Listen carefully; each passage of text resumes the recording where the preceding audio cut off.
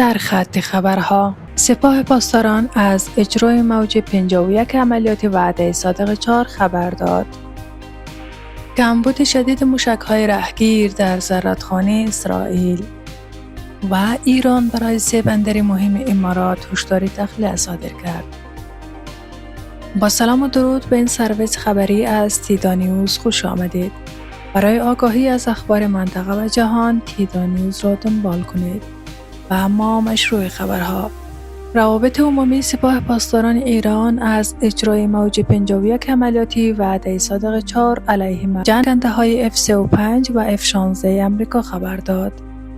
روابط عمومی سپاه پاسداران اعلام کرد موج 51 عملیات وعده صادق 4 با رمز مقدس یا علی بن موسی رضا با اجرای شلیک ترکیبی موشک‌های سوخت مایع و جامد علیه نیروهای ارتش آمریکا در پایگاه الخرج به عنوان مبدأ تهاجمات علیه میهن اسلامی انجام شد. این پایگاه مبدأ تجهیز جنگنده‌های F-35 و F-16 آمریکا بوده و محل نگهداری سوخت‌رسان‌ها و پایگاه اصلی آواکس‌های آمریکایی میباشد.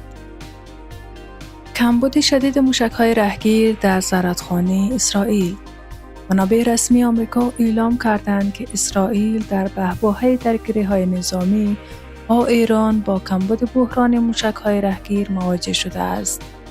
به گزارش پایگاه سمافور، واشنگتن از ماه‌ها پیش از احتمال بروز این مشکل آگاه بوده و آن را در ارزیابی‌های خود پیش‌بینی کرده بود. یک مقام آمریکایی گفته است این مسئله کاملا در انتظار ما بود، در حالی که آمریکا اعلام کرده ذخایر تسلیحاتی خود را برای حفاظت از پایگاه‌ها و نیروهایش کافی می‌دانند. هنوز مشخص نیست که آیا ارسال موشک‌های رهگیر به اسرائیل در دستور کار قرار دارد یا خیر. کارشناسان هشدار دادند که ادامه حملات موشکی ایران شامل بمب‌های خوشه‌ای نیز بوده سرعت کاهش ذخایر رهگیر اسرائیل را به طور چشمگیر افزایش داده است. ایران برای 3 بندر بزرگ در امارات متحده عربی هشداری تخلیه صادر کرده است و امارات را متهم می‌کند که اجازه داده ایالات متحده از تأسیسات آن کشور برای انجام حملات به جزیره خارک استفاده کند. جزیره‌ای که بخش عمده صادرات نفت ایران از آن انجام می‌شد. این هشدار برای بنادر ابوظبی، دبی و فجیره صادر شده است. یک مشاور دیپلماتیک شیخ محمد بن زاید آل نهیان رئیس امارات در واکنش گفت که کشورش حق دارد از خود دفاع کند، اما همچنان عقلانیت و منطق را در اولویت قرار می دهد. در همین حال عباس عراقچی وزیر امور خارجه ایران گفت که تهران به هر حمله به تأسیسات انرژی خود با هدف قرار دادن شرکت‌های آمریکایی در منطقه پاسخ خواهد داد.